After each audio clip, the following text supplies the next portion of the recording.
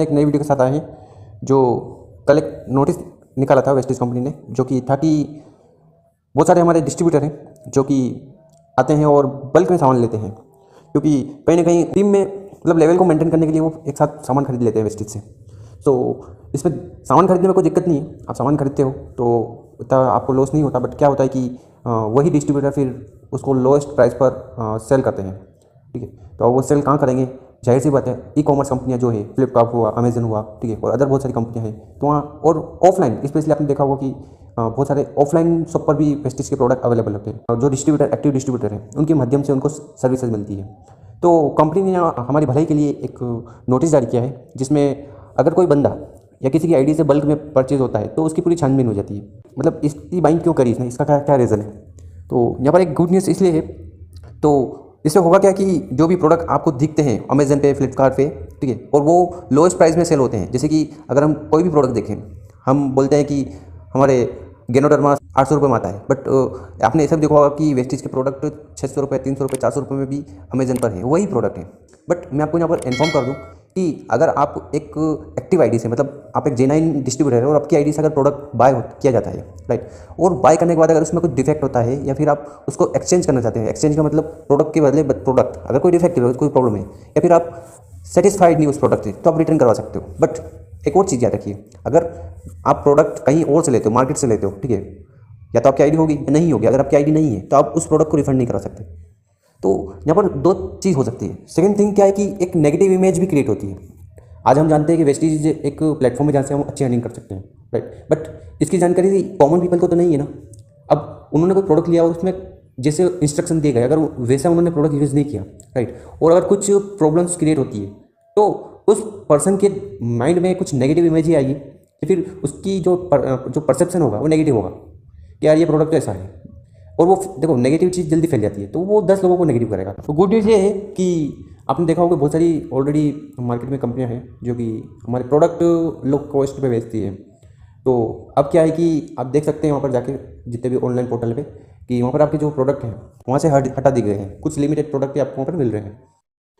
अगर मैं एक क्वेश्चन करें, क्या हम वेस्टीज के प्रोडक्ट अमेजन, फ्लिपकार्ट और किसी और प्लेटफॉर्म पर बेच सकते हैं? अगर हम इसका मंथन करें तो ये गैर कानूनी काम है, क्योंकि कोई भी ई कॉमर्स साइट या वेस्टीज का डिस्ट्रीब्यूटर ऐसा करते हुए पकड़ा जाता है तो उसके लिए कंपनी के पास पूरा अधिकार है उसके खिलाफ आरोप लगाना और उसको कंपनी से बाहर करना। क्योंकि इसके पहले ही एक केस दिल्ली हाई कोर्ट में चला गया था। अमेजन सेलर सर्विसेज ने सुप्रीम कोर्ट को direct selling company Amway, Oriflame और मोदी केयर के खिलाफ स्थानांतरित कर दिया है, जो पिछले महीने दिल्ली उच्च न्यायालय के फैसले को चुनौती देती है, जिसमें ई कॉमर्स प्लेटफॉर्म को उनके प्राधिकरण के बिना डायरेक्ट सेलिंग कंपनियों के उत्पादों को बेचने का रोक दिया था। क्योंकि ऐसा कोई ई कॉमर्स कंपनी करती है या करने का अवसर देती है किसी डिस्ट्रीब्यूटर को तो गैर कानूनी कार्य होगा, क्योंकि डायरेक्ट सेलिंग मतलब ये है बिना किसी बिचौलिए की वस्तु को ग्राहक तक पहुंचाना। अगर ई कॉमर्स जैसी कंपनियां बीच में आती है मतलब वो कमीशन लेगी, और इसका डायरेक्ट असर डिस्ट्रीब्यूटर और कॉमन पीपल पे होगा।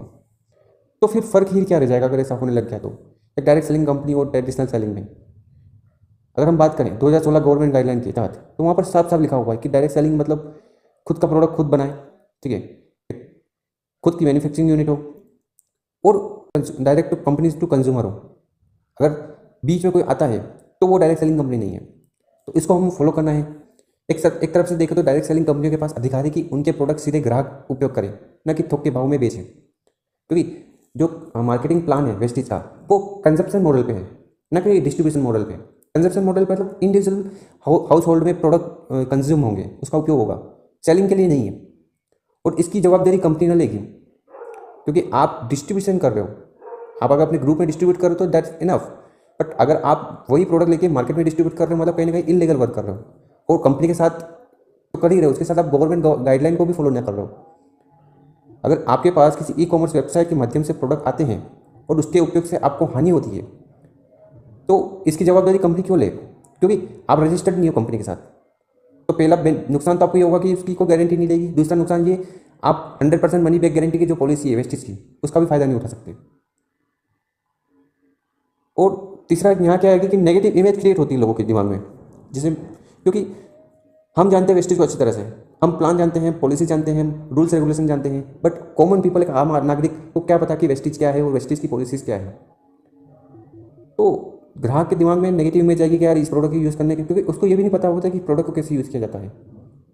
और हम बहुत सारे ऐसे प्रोडक्ट हैं हमें जिसमें पहले हम उनकी जानकारी लेते हैं। जैसे कि अगर हम नोनी दे रहे हैं तो नोनी के देने के पहले हम उनसे पूछते हैं कि आपको कोई लीवर और किडनी प्रॉब्लम तो नहीं है, क्योंकि अगर ये चीज़ हम नहीं पूछते और डायरेक्टली देंगे या उनको बताएंगे तो हो सकता है कि उनके लीवर और किडनी में प्रॉब्लम है या उनको कुछ तकलीफ हो, तो ये तो नेगेटिव इमेज आएगा, ये नेगेटिव उनके ऊपर इसका असर होगा। तो ये बात है। और एक गुड न्यूज़ है हमारे लिए, क्योंकि इसमें होगा कि ये जो मार्केट में प्रोडक्ट अवेलेबल है वेस्टेज के, ये धीरे धीरे कम होंगे। और अगर कोई कंपनी या फिर कोई अगर कोई डिस्ट्रीब्यूटर ऐसा करते हुए पकड़ा गया तो उसको कंपनी से बाहर कर देंगे, सिंपल सी बात है। और यहाँ पर आप देख सकते हो कि ये जो कुछ 11 आईडी है इनको ऑलरेडी टर्मिनेट कर दिया गया है, जिनको निकाल दिया गया है।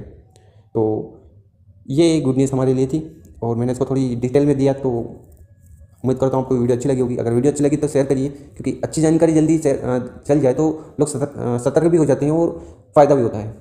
तो इसको शेयर करिए, लाइक करिए और हमारे इस चैनल को सब्सक्राइब करिए। Thank you. अगर आप हमारे चैनल पर नए हो तो इस चैनल को जरूर सब्सक्राइब कर लें, क्योंकि हम वेस्टेज से रिलेटेड वीडियो रेगुलर अपलोड करते हैं।